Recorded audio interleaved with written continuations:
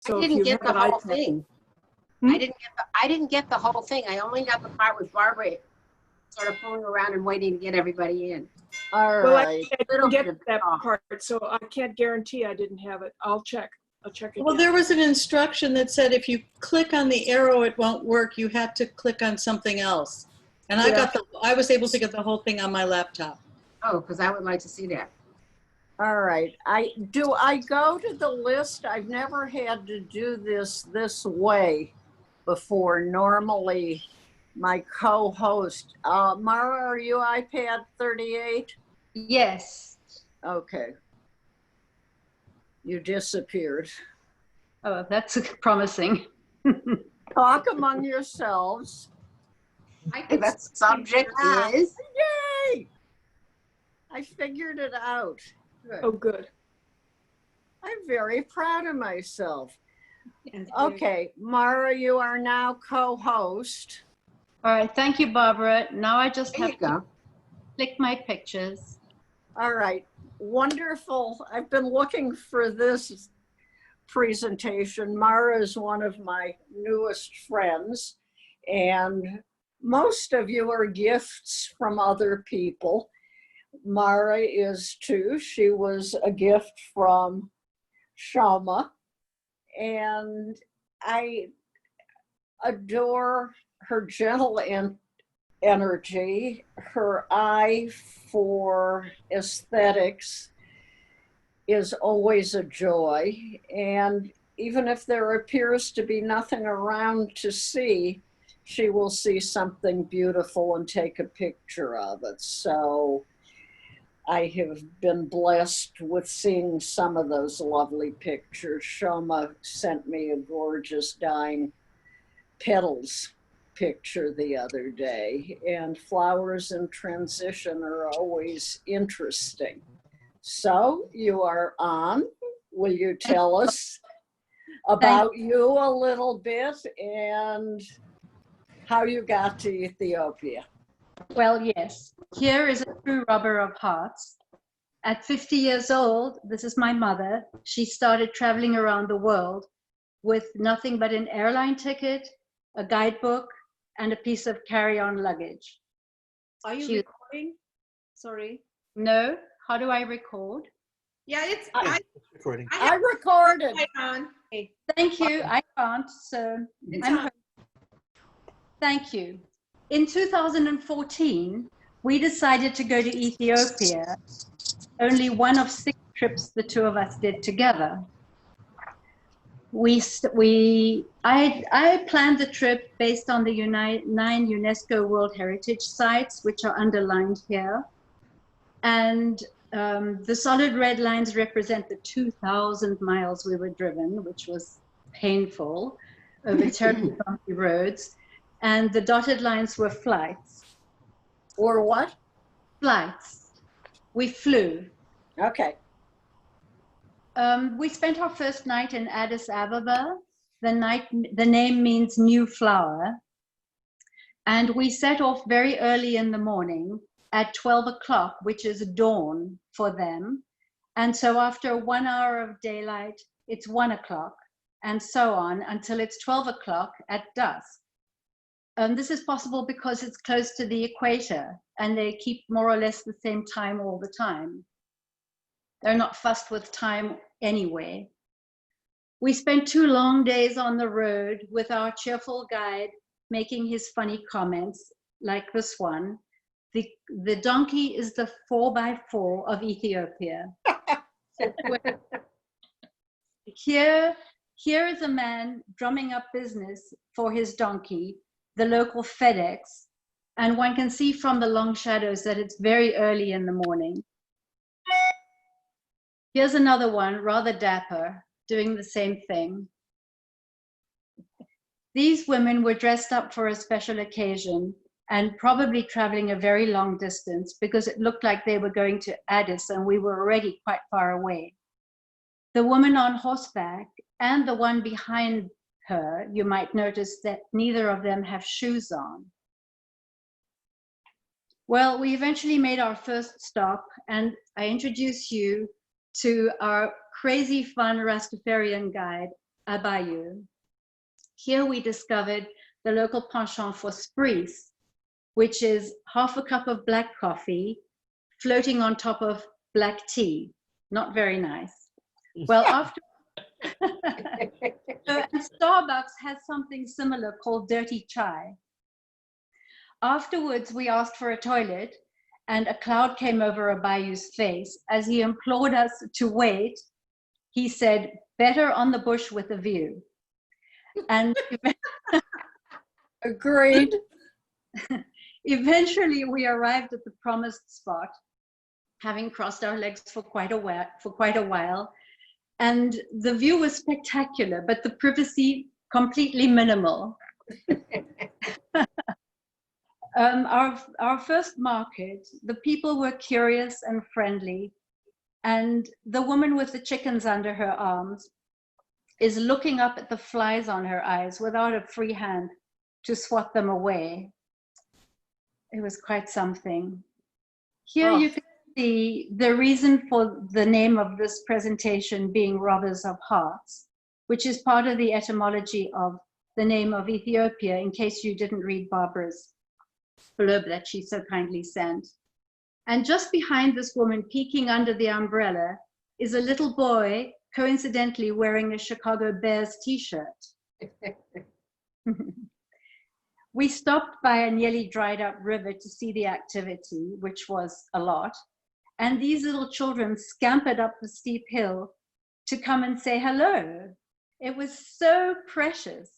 And I must add that nowhere in Ethiopia did anyone ask us for anything. Clothes, money, water, food, nothing. It was quite a contrast with certain other countries that we all know. I couldn't resist including the photograph of this sweet little boy with his dear expression when we were being showed his home. This is the interior of his home. And we arrived at our lakeside resort. This was our room with plenty of spiders in the rafters and a novel fire extinguisher in the foreground. In the morning, we were taken out on the lake to see the amazing flocks of birds and enormous crocodiles. And then we stopped at a market of the Ari tribe. This woman has a rather fetching and enviable animal skin bag. And I love their turned over skirts. I suppose it's just a tube of fabric with a rope around the top and flipped over. So stylish. These are the houses of the Sidama tribe, which is in a heavy rainfall area. And they're built like that so that the water just runs off them. Soon after that, Abayu, with a grand sweeping gesture, said, "We are now across the Great Rift Valley." So those of you who've been in East Africa, Tanzania and Kenya and all that, must have seen the dramatic rift in the earth. Barbara's nodding at me. We eventually arrived, I say eventually quite a bit because things did take a long time, in beautiful downtown Jinka, where we saw this Aman Hotel, obviously not of the Aman resorts. And we did not stay here, but our hotel didn't look much better. I want to add that in the 3 weeks that we were in Ethiopia, we never had one decent shower, not even in Addis, where our shower flooded at 4 o'clock in the morning. And the manager had to be called. But in Jinka, it was particularly bad, with yellow, stinky water with little rocks in it. Ew. Sorry, it was revolting. Well, in 2017, I had read that there was that the adult literacy rate, 52%, obviously lower in the faraway places, and so businesses use visual, and this is obviously a travel agent or an airline office, and this a beauty shop. One can realize that by the beautiful coiffure. the little boy, neatly dressed, waiting for the school bus in the shelter, bodes well for the future of literacy. We had seen a lot of people with fantastic baskets, and we asked where to buy them. And Abayu found out that they were made in the prison. So I insisted that we go to the prison, even though Abayu was very reluctant. And while he went to find out if we were allowed to go in, we had a very nice non-verbal and fun conversation with this man who had come to visit his brother. Well, we were allowed in with nothing in our hands, and our pockets were searched. They were horrified to find that my mother had her vitamins in her pocket and alarmed, and they were immediately dispensed with. And we went in, and all the men came running like crazy with their wares. We had to buy everything so as not to disappoint any of them. And we had a nice time giving them all away along the journey. Sorry, I don't know why my nose is being tricky. The next morning early, two men joined us in the car. One of them was a local guide who spoke the language, because there are many languages there. And the other one, alarmingly, had a huge machine gun with him. Eventually, another man joined us, and this was the head of the Mursi village we were visiting. He's standing outside his hut, which he shares with 2 wives and 3 children, and he was 30 years old and considered very rich, with 250 head of cattle. He and his brother both spoke a little English and had been trying to promote the Mursi, to preserve the Mursi way of life internationally. There have been films made that they were involved in, especially the brother.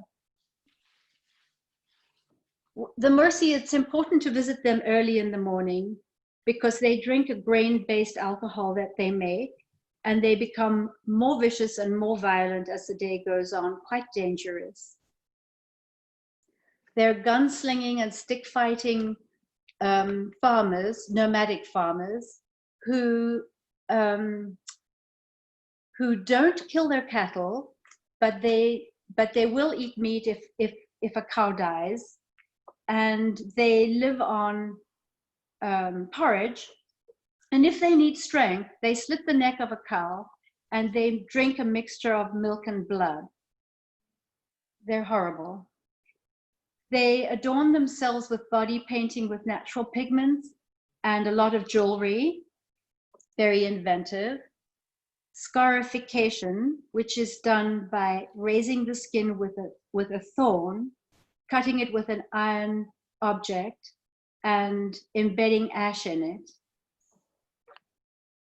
At 15 years old, young girls have their 2 lower front teeth removed and a cut in the lower lip, which is inserted with a little wooden stick, which they progressively stretch the lip until it can hold that plate.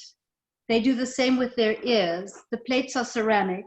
The ear ones, I don't know what they're made of, probably bone. Warthog. Oh, warthog bones. Yeah, Okay. the tusk. Oh, the tusks are warthogs, yes. But the holes in their ears. So this is one of the discs. You can see the size of it, and it weighs just under 6 ounces. So very heavy, and they remove them, and one can see the destroyed lower lip on the woman on the left and the extended earlobe on the right. We were obliged to line up for a tourist photo. We managed to escape all the others, but not this one. And the woman, the young girl between Abayu and me is closely examining the leather strap of my handbag. And Mummy is having a very nice moment with the old lady next to her. Ended up being fun. These are young Mursi boys in various states of undress along the side of the road. We traveled quite a bit in the Mago National Park, and we saw this colobus monkey and many deer. But but elephants and predators have been hunted almost to extinction in Ethiopia, but there are a few of them in certain areas.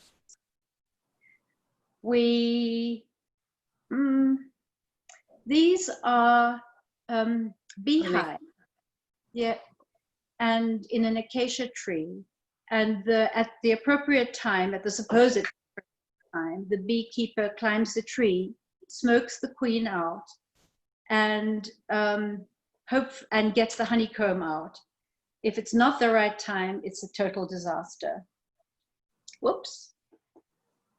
This is the useless tree, so called because it's poisonous and even animals don't touch the leaves or anything.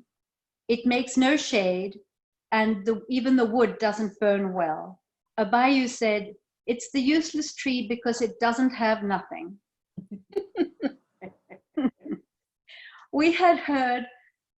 I had read about the hammer bull jumping ritual and really wanted to see it, but was told by the local agency who actually put the trip together for us finally, that it was impossible to include in the itinerary because it happened so spontaneously. But one day someone called us and said it was happening, and we whipped around and went all the way back south, stopping at this hammer market. The woman is selling red ochre, which they mix with fat and roll their hair into ringlets with it. She's wearing a leather and aluminium necklace, which denotes that she's the first wife. And underneath it, there are two more metal necklaces, which are soldered on for life, which show that her husband has taken two more wives. So the woman on the right, you can see that she's a third wife, who would be subservient to the first. These two little boys were strolling on the edge of the market, and it was so incongruous to see Western clothes. It was funny. At the beginning of the bull jumping, the women leap up and down, making a lot of noise with things around their legs and eventually with horns, and they ask to be beaten by the men. This shows their loyalty to them. This is the result. It's shocking, but it's healed very quickly with ash or a local plant, quite miraculously, as we saw the next day. These men have their leggings painted on with white clay, very stylish. And here is the young man communing with the bulls before his jump. The ritual is from a youth to manhood, and it involves him running and taking a leap and dashing across the backs of between 7 and 10 cows, jumping off and having to redo it 4 times. This one was successful, and so he earned the right to be married. But if he had failed, he would have another chance next year, and eventually he may even have been ousted from the tribe had he failed repeatedly. Afterwards, I wanted to say something about this. Having seen not one tourist the entire way, suddenly the bush telegraph had worked. Barbara, you know what a bush telegraph is. Oh, yes. And they appeared out of nowhere. There were lots of us. So it was really good. Here the women were collecting water from a practically dried up river after the ceremony in their old plastic bottles and calabash gourds. And it was terribly sad to see them drinking mud. On the right, the baby is being carried in a little leather sling, very roughly made. And the leaves that they're wearing on their heads are ceremonial. I should say that they were about to walk.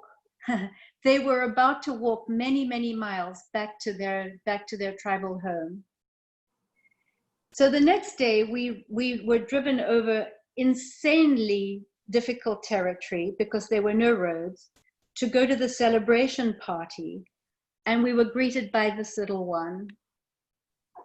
They had a great feast with a lot of goats over a fire, and this woman serving their homemade alcohol. The men were in a circle, jumping up and down like the Maasai, and the women took turns to enter and dance lasciviously with them. The clay headpiece is worn by a man who has recently killed a wild animal. This one was happy to pose for the photograph. They wear them for 3 to 6 months and sleep with their heads on little wooden cushions so that they don't destroy the headpiece. And then we set off and we drove many, many miles, and we were in the middle of nowhere where we saw this man walking along the street in the searing heat.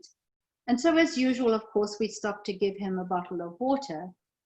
And his expression touched me, and I showed my camera asking if I could take a picture. He nodded in agreement. I thought you'd be interested in the local rural school and the adjectives given to the word teacher.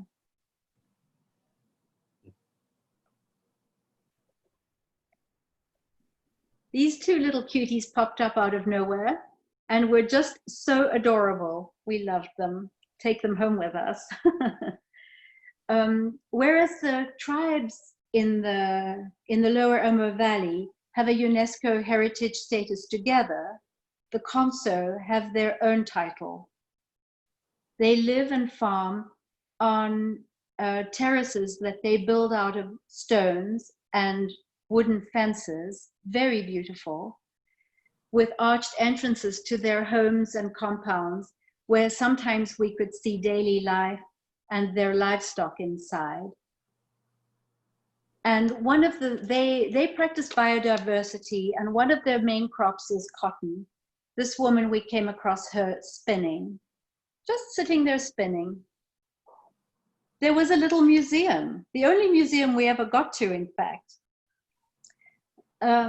The tribes are animists, and the Konso have a particular set of beliefs about the spirits, the influence and the knowledge of spirits. I won't say any more about that one, but you can notice that the top of his head is rather shiny. In the early morning, we stopped up in a very chilly highlands at the Dawes village. They build their houses that look like elephant faces, and the termites eat them till they're little, and then they're only used for storage. They make a bread out of the false banana plant. They take the stems and they take the pulp off the stem, bury it for at least a month or more until it ferments, and then they cook it between 2 banana leaves, and they made breakfast for us. It was delicious. It tasted of Parmesan, and that is raw honey and chili peppers.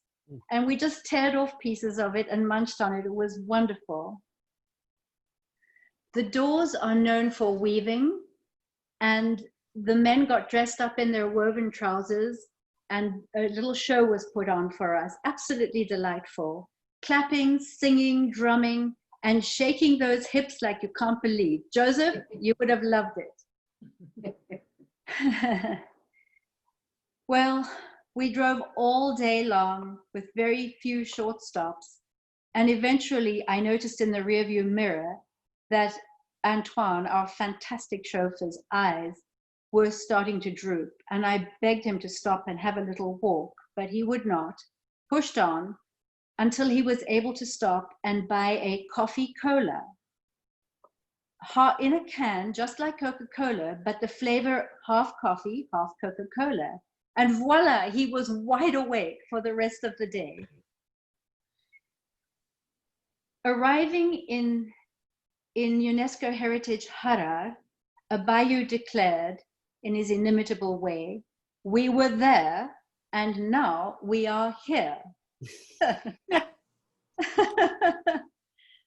Harar is the fourth holiest Muslim city in Ethiopia.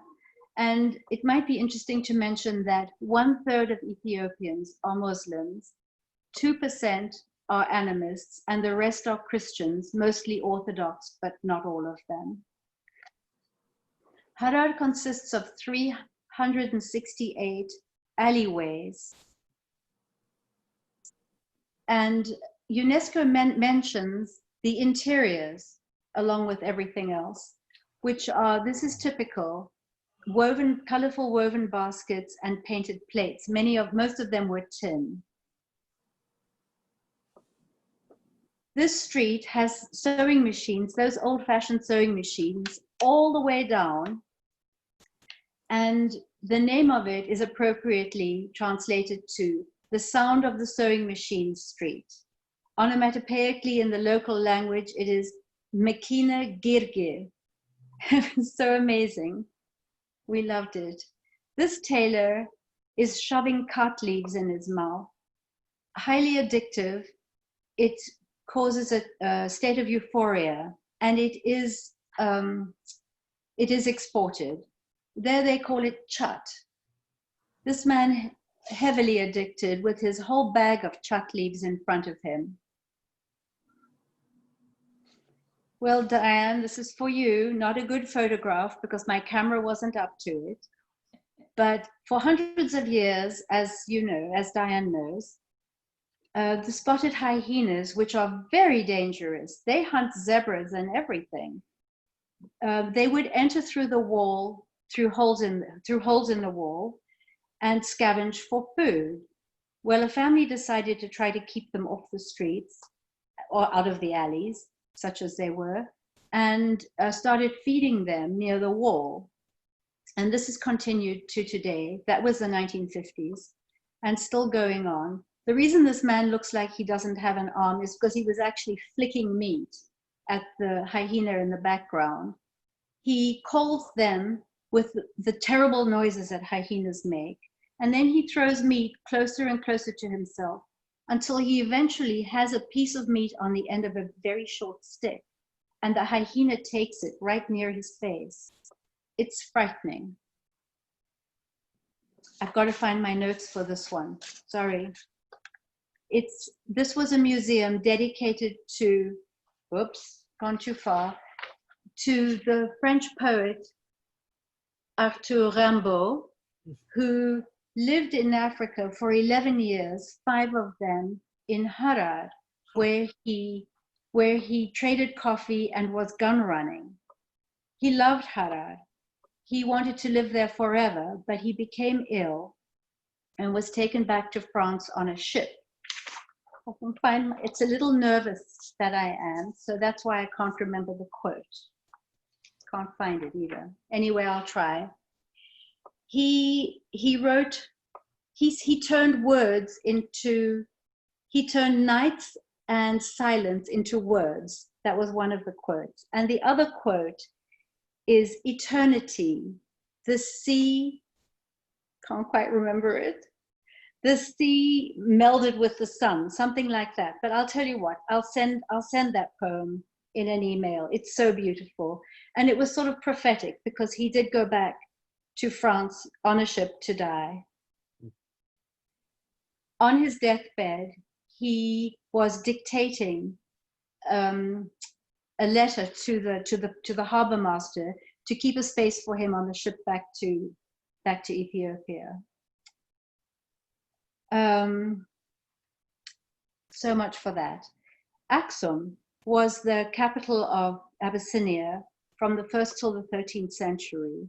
And UNESCO is protecting these monolithic obelisks that are carved with windows and doors, but not just the surface is carved. And the front one is obviously collapsed, but they're trying to preserve those, the ruined palaces and the tombs.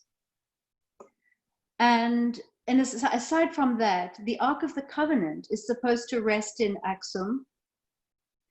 It's housed in a church behind a carpet, on a wall behind a carpet, and only one priest is allowed to see it. He is attended by 5 acolytes who do his bidding, but no one else is allowed in the building. Another UNESCO World Heritage Site, the Simeon National Park with the beautiful mountains. We hiked with a guide and this armed chappie to see the gelato monkeys, of which there were hundreds, literally hundreds. They're also called the red, I think it's the red heart monkey, the bleeding heart monkey, that's what they're called. They are the Earth's most terrestrial primates after humans. Then we went to Gondar, and the royal compound is protected by UNESCO. Many castles, stables, enclosures for wild animals, and churches, all very beautiful, but crumbling. This church was destroyed in the 17th century and rebuilt in the 18th. The interior is absolutely covered, the walls and the ceiling, with murals. I don't know what you call the mural on the ceiling. Here is St. Francis, ironically clothed in fur, with the local animals.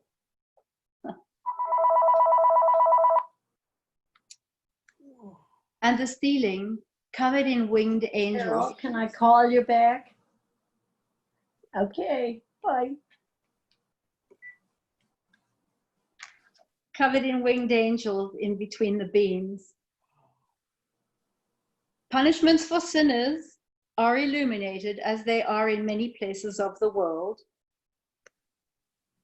Well, coffee is one of the biggest exports, and the coffee ceremony is very important there. Grass is placed on the ground and burning frankincense, which are both biblical references. The green beans are ceremoniously washed and roasted, and before they are ground in a pestle and mortar, the roasting pan is brought by tradition to the most honored guest, of course, in this case, my mother. And we were told, we were prepared for what to do. One waves one's hand through the steam to bring the aroma to one's face. It's wonderful. Then the coffee is made, our hands were washed in preparation, and 3 cups are served, each one less strong than the first. The 3rd cup contains blessings. Most of the Italians, or all of them, left in the 1970s, but their espresso machines are still there and in use.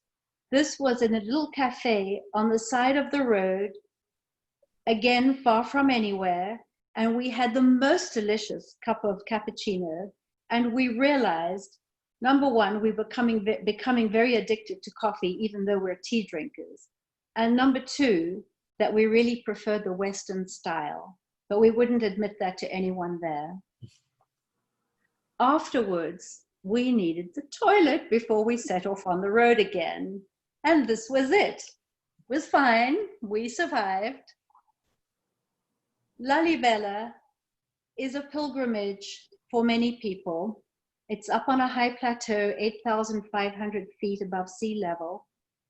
And these are the local houses, although the village has grown into a shanty town where many people prefer to live. And there are a lot of block-like hotels for pilgrims. Well, we made a pilgrimage up the mountain. If you look on the bottom left, you'll see vaguely a path winding around the mountain. And we climbed it, well, we hiked it, not exactly a climb. Parts were a bit of a climb. The altitude was fierce, but we did it. And at the top, we were rewarded by this priest opening the church and solemnly showing us his Orthodox crosses.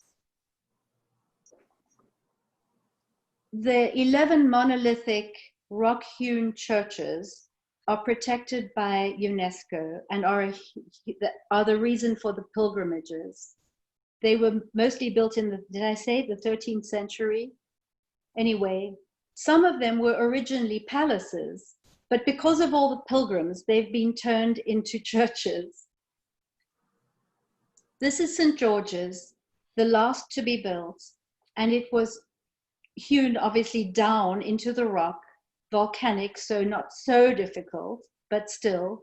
It took 23 years to build, and man worked during the day, and it is fervently believed that the angels worked at night, so thereby halving the construction time.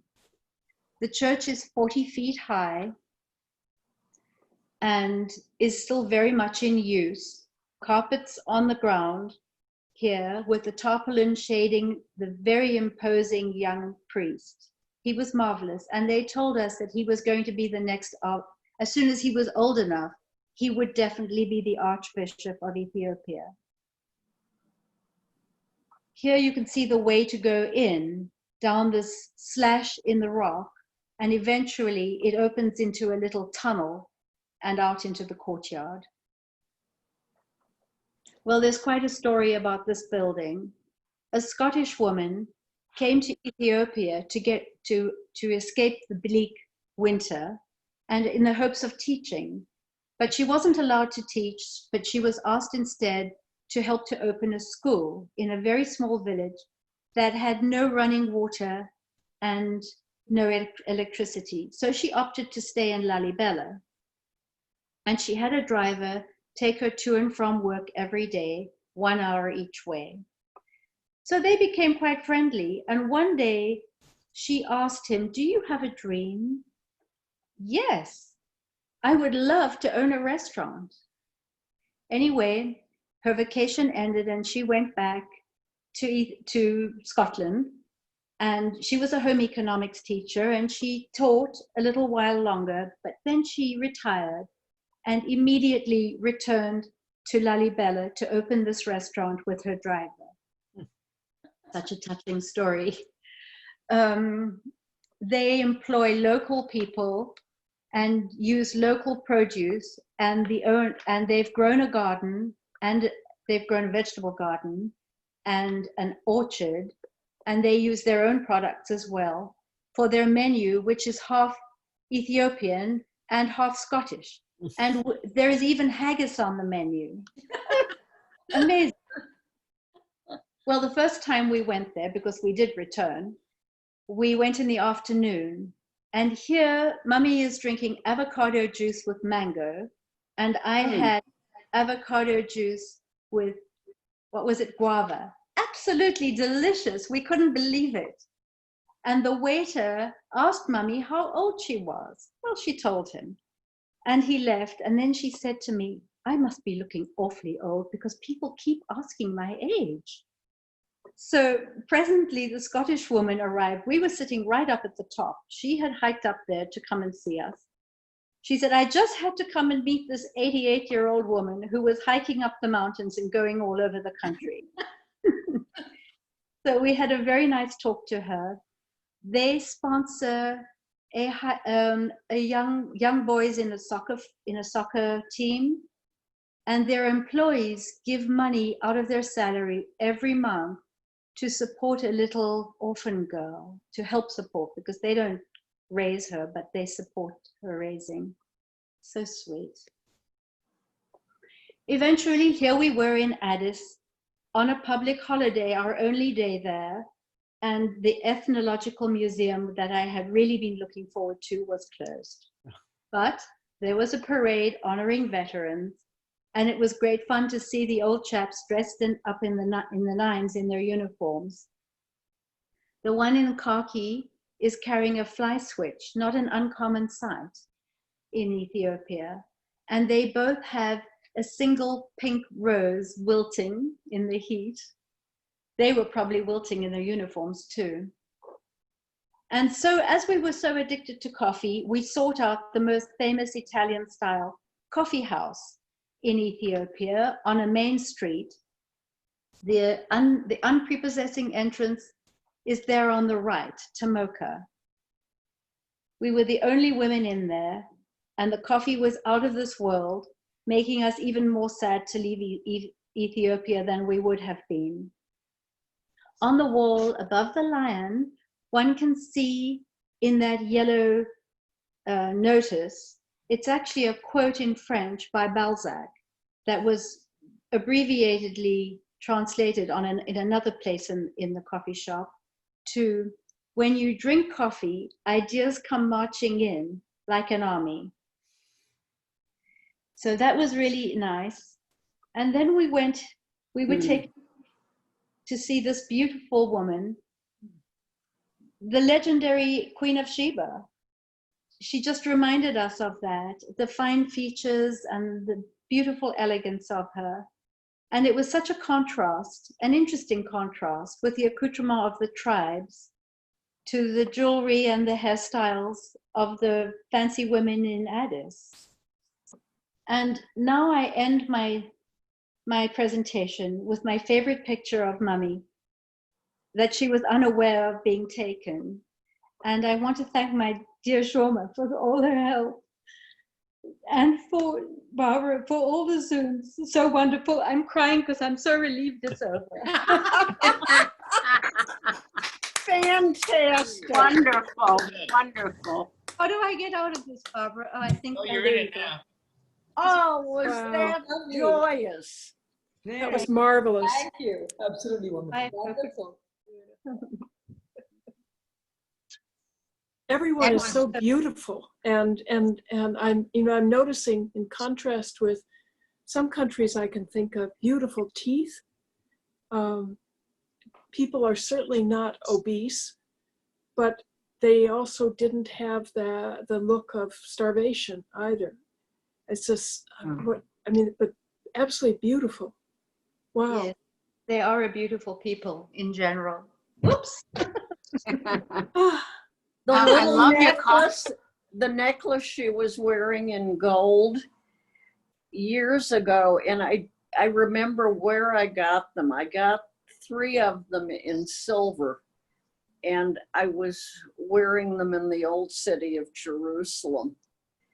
And one of the store owners wanted to buy them off of me, and I asked what he would give me, and it was ridiculous. He says, "Do you know what you have?" I said, "Yes, I do."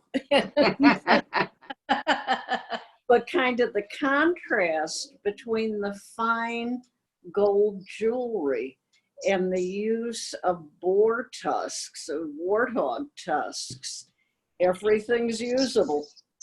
Yes, and I forgot to show you this, which was given to me by the local guide. It's an Ethiopian cross, very simple, with aromatic medicine beads that he had been wearing, and I had been asking him about them. And the next morning before we left town, there was a phone call, and we turned back into town, and there was a beaming Firu giving me these. And I asked him what the medicine beads were good for, and he said everything.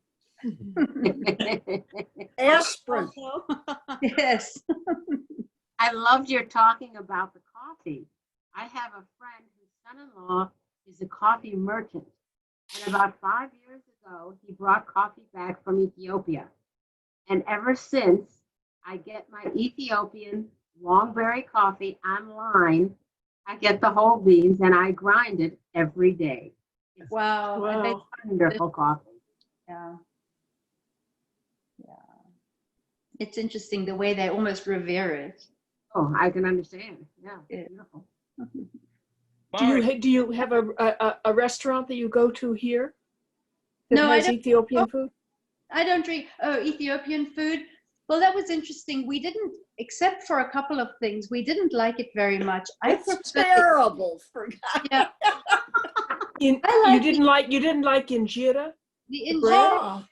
The injera that one eats here is a lot better than what one eats there. It's very It's sour. kind of dirty sponge that Oh, you're it's- eating. I thought it was delicious. Yeah. Yeah, but I don't Just have a, but here.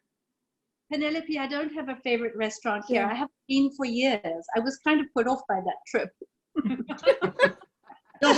You'll have to come to Los Angeles. We have a neighborhood called am I muted? I am. No. muted. No, you're not. You're not. You'll have to come here. We have a whole neighborhood called Little Ethiopia Oh, in wonderful. Los Angeles. If it ever opens up again, you know. So Yeah. if anything ever opens up again. But There was there's a whole Ethiopian section here. There was Wow. a wonderful one in Chicago called the Blue Nile. that did not last very long, was Right. ridiculously inexpensive and run by an Ethiopian family and delicious. It Absolutely was, fabulous. yeah, it was good, Alan, but I don't know, it's not there. No, no. No. Nor is the terrible strip mall that it was in. That's all. Wow. Mara, That's you some said good you'd ones. taken 6 trips with your mother. And I wonder, my mother started traveling with her sisters in her 70s. Changed her life. She had so much fun traveling with her sisters. And I wonder, did you pick a time in your life like me and mom got to go travel? Or whose idea was this? And what did it do to your relationship with your mother to kind of uproot it? And if that was a new experience? It was. My mother for many years had said to me, you don't have a good career and you should stop working and travel. And I said, Mummy, I'm responsible for myself. And she said, oh, never worry about money, darling. Just go. So at some point I phoned her, years later, I phoned her and I said, okay, I've decided to do it. And she said, oh, think twice, darling. And What were the other trips that you took with your mother? Well, at that time I had a boyfriend in London. So I started in London and I spent about 4 months in Europe, one of them in Spain with my mother. Oh, wonderful. And and then I was gone from America for 2 years. And my mother and I went to India together for 4 months, India and Sri Lanka, traveling very hard, sleeping in places that cost, less than $5 a night. Whose And idea is to travel hard like you guys do? Is that your idea or hers? It was a combination. I didn't want to dip into my savings too much, and she was game for anything. So we took the overnight government bus. We just did everything like that. It was really an experience. Kidding. And then I've been to Zanzibar and Tanzania with her, and I've been on safari, and we went back to India. And so it was like that. How nice. Yeah, Very great. fortunate. Yeah, you're very fortunate. I agree. Very fortunate. Yes, I'm very fortunate, and she was a marvelous traveler. Nothing fazed her. Tell the story about her swimming away. I love that story when the boat caught Oh. something. They were on a canoe she was in a canoe on the Zambezi, and they had been told, now if a hippopotamus, what was it? I forget what I said. The big one or the toothy one? Hippopotamus. If a hippopotamus turns the boat over, swim like crazy in the opposite direction. Well, a hippopotamus bit a hole in the canoe. Said, I walked on water and I found myself along with the guy that she was with, standing on an island because it was very low water at that time. And there were several little islands around on the Rhodesian side. And they were supposed to be in Zimbabwe. There's no way to swim back to Zimbabwe, and they didn't have papers or be able to swim to Rhodesia either, to Zambia. What was it? Zambia and Zimbabwe. Okay. Yeah. And they had a backup canoe. The man got such a fright, the African man got such a fright that he jumped out of the canoe and let it sail away. And but they can call, so they called for help from fishermen on the opposite shore. They can call for miles. And the hotel sent another boat to rescue them. But my mother had nightmares about that for ages. Yeah. On the next island were elephants with babies and crocodiles. And it wasn't far away. Anyway, there you are. There's that story. Wow. That's Mummy was amazing. I have to Wow. go. Thank you so much. This is really, really marvelous. I'm going to go get a cup Hi, of coffee. Alan. Cup of coffee, yeah. Hi, Alan. With tea or with Coca-Cola? No, just black. Bye. Thank you. Wow. Oh, that was wonderful. That was marvelous. It really was. Can't wait for your next one. Oh, my nerves wouldn't take it. You were great. Oh, absolutely. That was Very great. professional. Thank you. Yeah. Marvelous stories. Where next? What excites you? Where would you like to go Well, I've when never things open up again? I have had a gaping hole. I've planned 3 trips to Tibet, or planned a trip 3 times and never made it. So it's definitely there before it totally gets ruined, if it isn't already. Pick this one. So, yeah, she wants to go to Nepal. I do. Joseph, you're knowledgeable. Where should, I mean, it would be Eastern Tibet, not Chinese Tibet. Well, it's all Chinese Tibet. I know, but the horse North. festival is East. Yeah, I think it's what eyes you have to see what you're seeing. You know, but I would go, especially if you could go into what was formerly Kham in Amdo. Yeah. Those areas really you can see intact festivals and Tibetan areas that still are demographically largely Tibetan. And yeah, I would, it's hard to get into. I mean, so I think if you get a chance to get in and go through it, take the opportunity to do it. Yeah, I'm not so sure the Chinese are issuing visas to go there now, Yeah, I wouldn't be surprised. especially for Americans.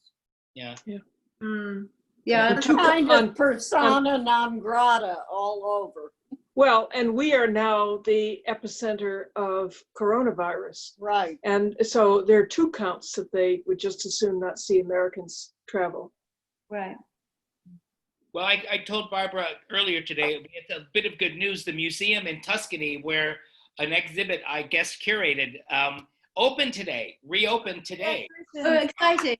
Yeah, in Archidoso, they've got the, you know, Italy has opened up. So it's been a long haul, but on the other hand, it was December till now, kind of a quick turnaround. And so they've extended the show because of coronavirus. So now many more people will get to see it. Which is really a nice feeling. Congratulations, that's exciting. So things I think are going to open up. I think it's in different areas regionally. It's going to change. I hope so. I heard on the news.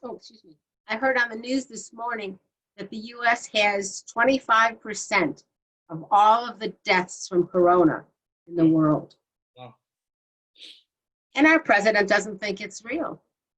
It's going to go away. Hoax. I mean, it's So just the it's a Democratic hoax. Yeah. But just All together now, a Democratic hoax. Hoax, right?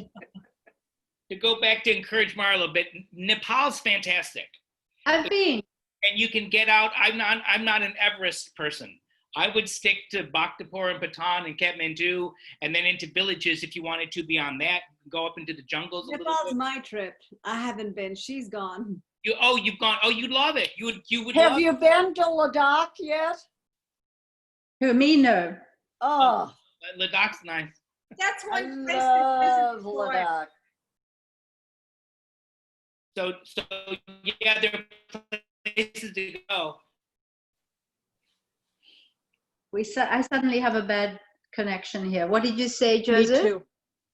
No, that there are definitely some wonderful places to go. There are definitely wonderful places to go that practice Vajrayana Buddhism and Tibetan culture.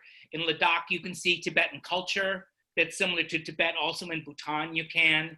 And in Nepal, what's interesting, Soma, is that it's Vajrayana Buddhism, but it's not Tibetan. That's what's so interesting about it. So yeah, I just would encourage any of you. I was showing Diane where I want to go is West Sikkim, where they have the rhododendron trials, the trails, the rhododendrons. That's where I want to go. I want to go hiking there.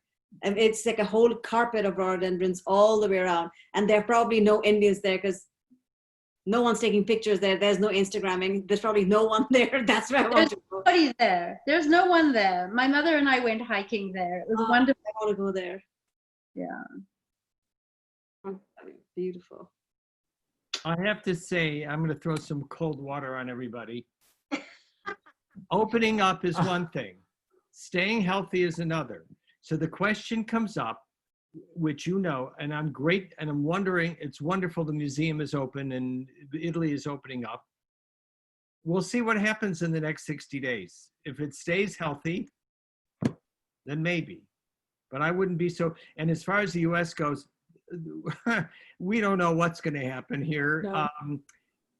The data, you know, it's funny because if they look, some of the states are suppressing the information, like Florida.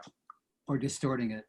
And so what you're seeing now is excessive mortality, but not being reported as to cause. Pneumonia. Or they're labeling this as pneumonia, which Yeah. is technically true, okay, but not pneumonia caused by, SARS-CoV-2. So I would just be careful, because we are all, and I don't know about you, but looking at what's going on in Chicago, yesterday morning, we went to Wells Street early in order to go to the dry cleaner. And the place is packed with people, none of them wearing masks. Less than 10%.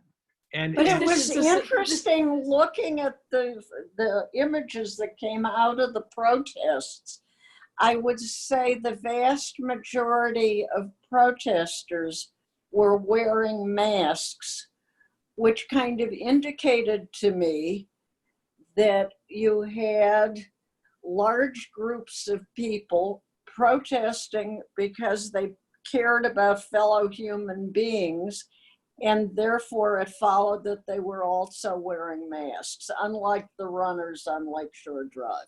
right, well, unfortunately, some of them weren't following. And remember, it's not just masks; it's masks, So plus social distancing. Yeah. And Yeah, they were yeah. doing, and maybe they were surrounded by, family members. Who knows? We talked to a friend today, and he's finding that he lives north in a building where he's sort of an old man compared to most people. When I say, and he's in his early 50s. Okay? And to be 50 again. Yeah. But Would that it were. that said, he's saying to me he hears conversations of these kids, and they're driving to where? Wisconsin or Michigan? Wisconsin. Wisconsin, and going to bars. Yeah, because Wisconsin's Because open again. Wisconsin was forced to be open. Right. Well, there's some unintended natural experiments going on. Yes, And one of them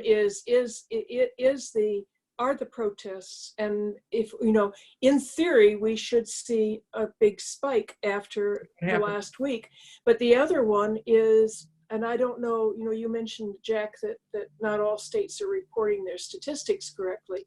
Georgia opened abruptly and widely, and so far what I read says they're not seeing a spike. And although there's data that says that something like phone data says that something like 500,000 out-of-state people came to Georgia as soon as it opened up to have their hair done or their tattoos enhanced, whatever it was. So there apparently are people coming into Georgia. They're doing everything wrong from a public health I standpoint. don't believe their and it'll data. be interesting to see. You think it's a data issue? Oh, Yeah.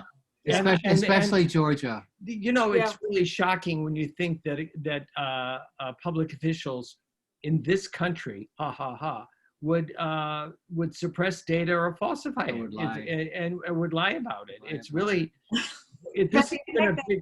What a But, surprise. one learns amazing things every year one lives, and they were talking about the deployment of the National Guard and troops, and you wonder, does anybody remember what happened on May 2nd in 1970 when the Kent State massacre occurred? Yes. What the political fallout was, and you wonder, maybe a lot of the young people in the government don't even know what that is. And certainly the President of the United States, if he ever knew it, couldn't remember it. But there are plenty of people in the Senate and the House who do remember it because they went through. Are they, were they setting themselves up for another Kent State? And do they remember what the political fallout of that was and how it changed the course of our involvement in Vietnam? Yeah. Ultimately, I mean, it's sort of like, they say history repeats itself.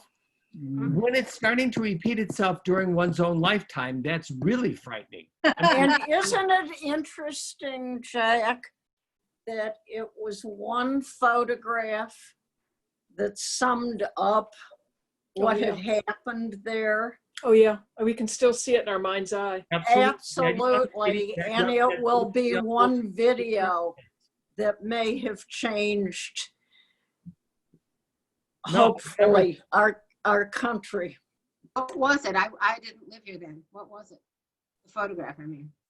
I'll send it to you. It's Okay. a young woman kneeling next to Murdered. a student, fellow student.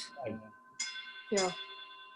It's like the in Tiananmen Square, the one photograph that stands in everyone's mind of the young man in front of the tank. Yeah. Right. Yes. But, you know, The we real all have crimes photos like we that. didn't see. See, that's Yeah. the communists were very, very clever about this. The communist government at I forget, early morning hours, they cleared out the TV people. And remember, at those days, everyone didn't have an iPhone and whatever. And then they killed thousands of people in that square under the cover of darkness and a shrouding of the TV. So, you know, but anyway. Do we know what happened to that young man? In Georgia. Was he killed? I have no idea. No idea. I'm trying to remember. I think he was imprisoned and probably died in prison, but I'm making that up. No, it's quite logical based on their modus operandi, you know, and disappeared. That's Well, the and that was what was so scary about the clearing of Lafayette Square. Yeah. That it was that kind of force, and then seeing, I mean, one of the pictures we are never going to forget as a country is the picture of Donald Trump holding up. Oh, sorry, the Bible. The Bible? The Bible or the bagel? The Bible, yeah, the Bible. I mean, and is it your Bible? It's a Bible. Right. Jesus Christ. Sorry. And it brought back the memory of him looking like a drug-induced tortoise holding the American flag. Oh, yes. Oh, I forgot because that we one. Yeah. all hugged the Or Mao holding up the little red book. yeah. Right. Did I mean, anybody giving me the anybody see Billy blues. Barr this morning? Did anybody see Billy Barr on CBS this morning? William Barr. No. Oh, we call him Billy Barr. Oh, Billy Bob Barr. Billy Bob Barr. Yeah. What did he say? He spent about 10 minutes trying to rationalize his behavior, and it was just pathetic. Just pathetic. And they all crossed to view a toilet, you know. Yeah. I like the hashtag for Trump, Bunker Boy. Hashtag Bunker Boy, which is really getting That's to it, wonderful. apparently. Yeah. Well, I don't think But he's- I loved Colin Powell today. Yeah. Yes. Wasn't he wonderful? Yeah.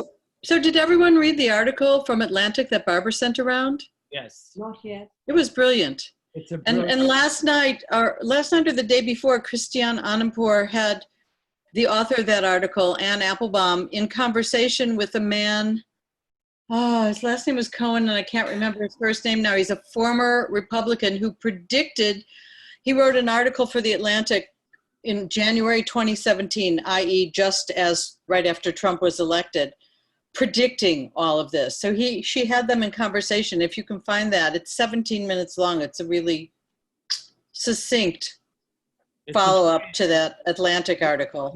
Does he say what's coming next? I don't think he's a seer, unfortunately. But he says But he he's refers very to himself as sincere. a former Republican. That's an Know interesting. several.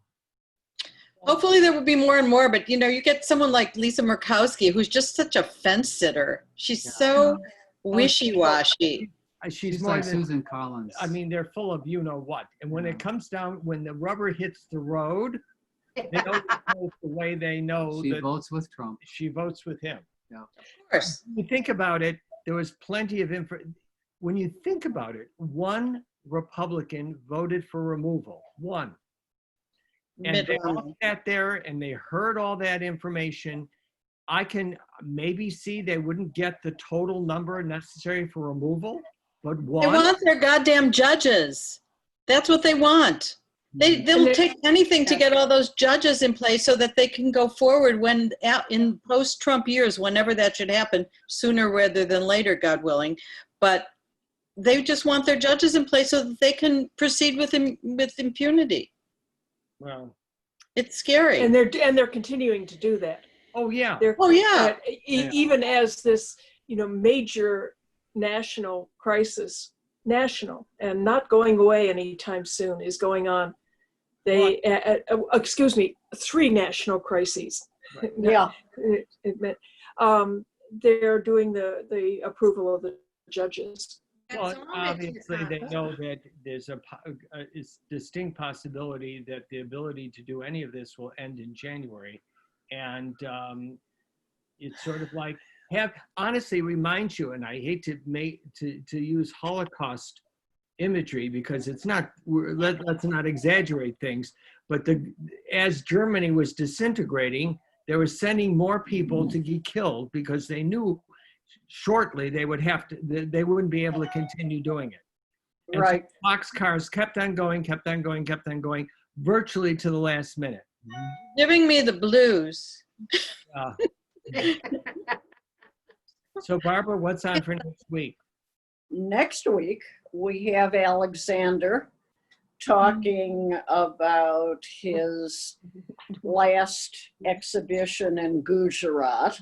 Nice. And he's fabulous, dear, and funny, and he's one of those people that makes me laugh out loud. I don't know if he posted it, but after our first salon that he had joined, and 2 images pop up on my screen.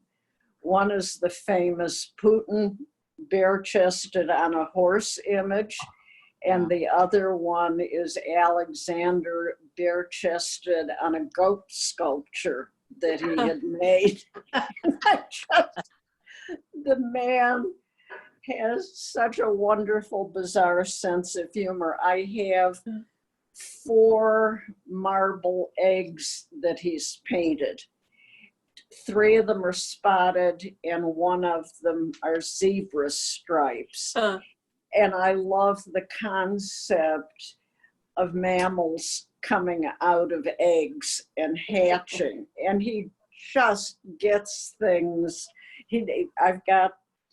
I've seen some, and I also have some of his paintings where animals, a giraffe has been painted with tiger stripes. Everything doesn't have its original markings. And in Africa a few years ago, my beloved Benson, who's been my guide, asked Clive to stop. He'd seen a zebra, an unusual zebra. We back up at full speed, and there's a zebra that looks like it's a tiger. And I quick got a picture, and I sent the picture to Alexander. I said, have you been out here painting zebras? Because it was absolutely something he would have created. But that's next week. And the following week, I thought we would just talk about books, recipes, whatever, and have a change of pace. Does that sound good? Yeah, lovely. Sure. You know, because one of the best parts is also talking, and anyone who is willing to prepare a presentation, please let me know. I've got my eyes on 3 of you right now on this screen. So Barbara, the 2 artists who you were interested in from my presentation Yes. are interested in presenting. Oh, wow. Wonderful. Tanya Gill and Shoria Kumar. I have been in touch with them. We've had trouble getting into a phone conversation. I wanted to actually talk to each of them before I did that, but I could put them in touch with you about scheduling. They're Okay. extremely articulate and have their careers have an arc that aren't just the things that I showed you. That's very interesting. All right. And would you give me, before I get in touch with them, some links or whatever to their work so I can be knowledgeable? Sure. In fact, I will ask them to send you links of what they think would be good Okay. for you to see. Okay.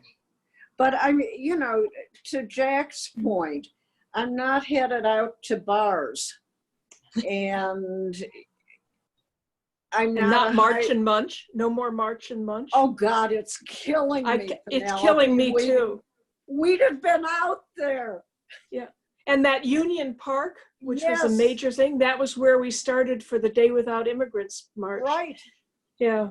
Barbara and I went thinking that we wanted to make sure that the cameras saw some Northern European faces in this Day Without Immigrants March. And it was, of all the things we've done, it was profoundly moving to be there. Because And people kept coming up. We were about it, except for the anarchists. But people kept coming up to us to thank us.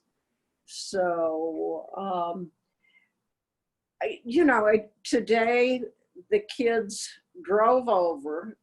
I got fully masked with faces aside. I got to hug Tommy, which was the first hug I've had in 3 months.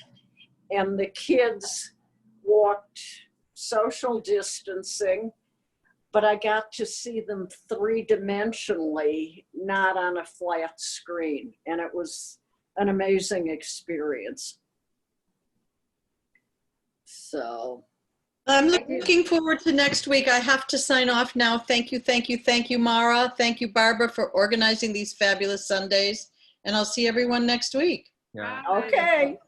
Bye, Deja. bye-bye, Bye, Dave. guys. Going I to- think we have to sign off as well. Take care of yourselves, everybody. I got to get going. Okay. Wow. Me too. No, but we have to do something when it's right and comfortable. Anyone, I'm in small groups, somebody's backyard, bring your own food. This is hard. I mean, I think we all have such incredible emotional resources and intellectual resources. And I mean, I hadn't done a jigsaw puzzle since I was a kid. I've done, I don't know, maybe 10 or 12 by this time. It's so funny. I've become a connoisseur. But we're social gregarious animals. And how do we keep that up? I mean, we're not going to be cave dwellers. And Jack, I don't want to die on a ventilator in a hospital, so I'm taking all due caution. But we are social animals, so how do we see one another? Well, I do think that, if someone that you can, again, you have someone who has been taking precautions and hasn't been sick, and, you don't stay infectious, even if you're asymptomatic for, weeks and weeks and weeks and weeks, that, with masking and social distancing, you can, sit down and talk with people in person, hopefully outside. You can do these things. It just takes a lot of precaution. And Right. And you could even have a meal together outside, but order some food in, or something of that nature. And the other thing is, even the dishes. Someone said, well, you need to use plastic. As long as you take them and they're treated properly, and you don't take your hands and put them in your face. I saw someone sitting with their mask on, okay, and he was frequently adjusting it and touching the mask with his hands. That is not a good idea. I mean, we're simply, not used to having to have so much forethought and control over our movements, which we take for granted. But in fact, he was moving, and I have to say that, people do get, the outside of masks do get contaminated as well as the inside. So, and then, so hopefully, and I didn't see him put his hand anywhere near his eyes, but the mouth is covered. When he removes his mask, he then sterilizes his hands or washes them, and he won't, but you have to think of everything, you know, and the dishes, for example, if you take them and put them in the sink and wash them with soap and water, just like you would your hands, even before they go into the dishwasher, and you make sure you wash your hands and you haven't touched your face, you can use real china if you wanted, rather than necessarily paper plates and paper cups. But everything has to be thought through, and one has to be very careful, but it's doable, you know. What's interesting as I listen to you, when I think of the rituals of Japan and people who do eat with ritual, we as Americans don't, you know, it's both hands and into the mouth. And so it becomes a more thoughtful process. I mean, Shoma, what happens in India with a virus and you're not supposed to be touching your face, but the tradition is to be eating with your hands? What is that South Indian saying? Eating with forks and knives is like making love with an interpreter. I have no clue on earth they're going to eat with forks and knives. It's just not done. I don't know. But I have to say this, in retrospect, there are many customs built in with traditional Indian eating methods. For one, if you look up old pictures, not the current one, when you go to a thing, they will wash the hands before they start eating. There'll be a little jug where you wash your hands before you eat. And when you're done eating, they do what's called kulkuchi, which is you gargle your mouth, you spit the water out, and you wash your hands. There are no outside shoes in the house. They are religious about taking showers. They take cold showers in the morning. And these constantly hand washing, those habits are there. So traditionally, they will wash hands before they eat. So I think if you're just eat, and hardly Indians don't share water. They don't. My mother or my parents, if you see older Indian couples, they don't share glasses of water. They won't share bottles of water. And caste-wise, they won't share even The well. the well. But that's besides the point. They don't share. They will, like my husband and I just did. I drank out of his cup. Normally, it's not done. They don't share stuff. So in retrospect, it's almost built in. There's a gap. But the more problem with India is the social distancing space. Not going to happen. How can you social distance there? Indians are ridiculously gregarious, and when in times of trouble, everybody just comes in. They don't give you social space to begin with. It gets even less if there's troublesome because everybody piles in together. I don't know what are you reading, because the statistics are not as horrendous as we would have expected about coronavirus in India. I'm not really reading much about in Indian statistics, but because I think I have WhatsApp with my cousins in India. So two small things. They say they call in all their food for the most part. So they'll WhatsApp all their orders to the grocery store, and that's how they operate in India. They don't really have a Whole Foods per se, but they WhatsApp to all their grocers. The grocers send the food, or you can WhatsApp an order so the food gets sent up. My nephew is a doctor, and that's problematic, going to the hospitals, because not all of India looks upon them as heroes or anything of the sort. They're looked upon with a lot of trepidation. They think they're like harbingers of diseases. Mm-hmm. But on an everyday basis, my cousin-in-law goes to work on a bus or a train. I don't know how on earth they social distance, or even in a car. But the things that they were talking about in coronavirus, which I think is very not funny, just weird. They think, because some of them said that because they had the malaria shot when they were young, they think that's why a lot of them are not getting it. I don't know if there's any science. BCG, not malaria, tuberculosis. Oh, so one of them, right? Yeah. Yeah. Sorry, I forgot what it was. There isn't a malaria one, is there? No. No. We all get the shots when we were born. I have them too on my leg, this bizarro scar on the side. Yeah, but what's happening, people are looking into this and whether or not there is some kind of protective business, but it's BCG. Okay, so yeah, so some shot that we all took, they say they feel like that's protecting them. And then the real joke is, and I think a lot of them believe this, they're so highly pro-bacteria because there's Full of bacteria. everywhere. Yeah. I mean, we would die if we just take a common sip of their water. So to them, they're just so surrounded. They feel that America and the Western countries are too clean, that we are And we are. constantly clean. yeah. Our immune systems are down. That's actually what I keep hearing from them. They're surrounded by, I don't know, viruses or bacteria constantly. There's like one more in their plate. They have a rather laissez-faire attitude about most of it because it's like, what can you do? But this game isn't over. This game isn't over yet. And from, I would not put, Africa is also not as infected as it might be yet. I would not put any money on either India or Africa or some of Southeast Asia that has still been escaping over time. It may be next fall, it may be later on, but I wouldn't bet that there are going.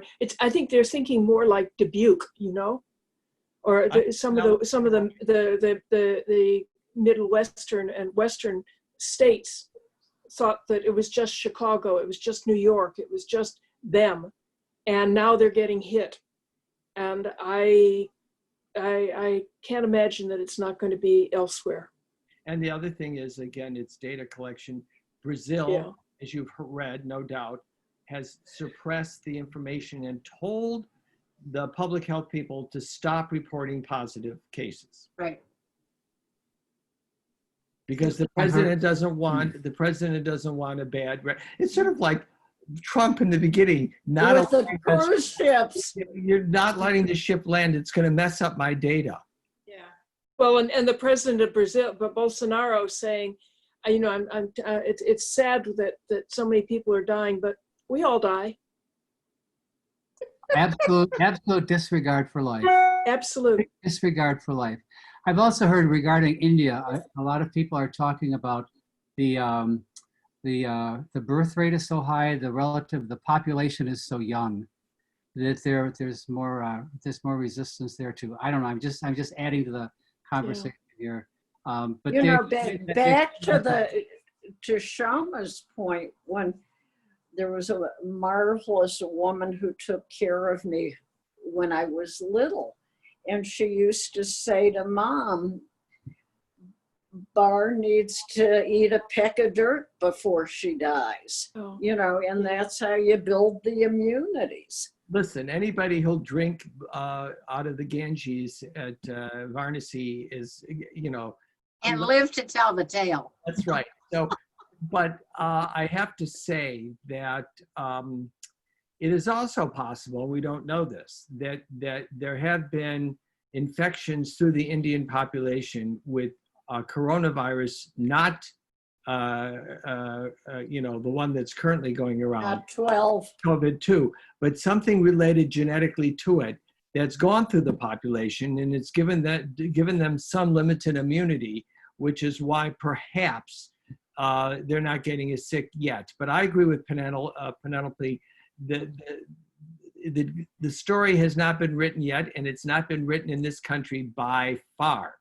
And so it reminds me sort of, people die. It reminds me of that conversation that Khrushchev related in his book about his career in Russia, about his conversations with Chairman Mao when they were discussing nuclear war. And the fact that he was picking fights with the United States, and he said, well, look, China has so many people. If they kill 200 or 300 million of us, so what? China will remain, and we will those people will come back.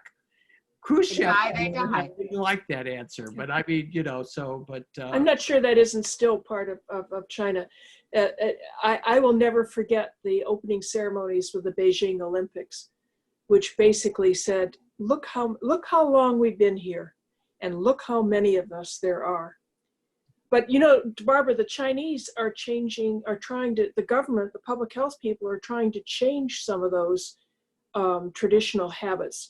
So they are trying to encourage people to use serving spoons or serving things instead of everybody reaching in with chopsticks to the same dish. And they're getting a lot of pushback because it is so ingrained in the culture.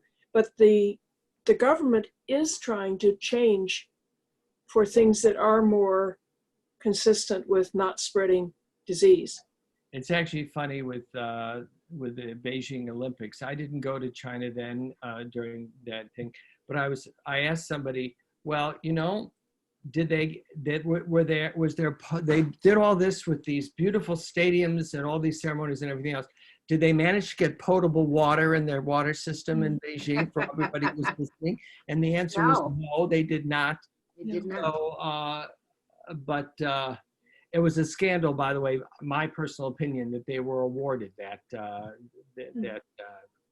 Olympics. The Olympics. They didn't deserve it. So anyway, we've got to go. I've got to, at 4 o'clock, Japan Society is presenting a Zoom on Japanese textiles. Zoom. And I've signed up for it. So I've got On Japanese what? textiles. Yeah. I still didn't hear you. Japanese textiles. Okay. Oh, textiles. This is Japan America Society? Yes. Okay. I used to belong to that. Yeah. Well, Ikebana. Yeah. Ikebana. You can join Yeah. again. Yeah. But Love you all. See you next week. bye-bye. Thank you all. Mara, Thank you, Mara. Yeah, Mara. That was fabulous. Thank you. Thank you. Fascinating. Bye. Thanks for Bye-bye. listening. Ciao tutti.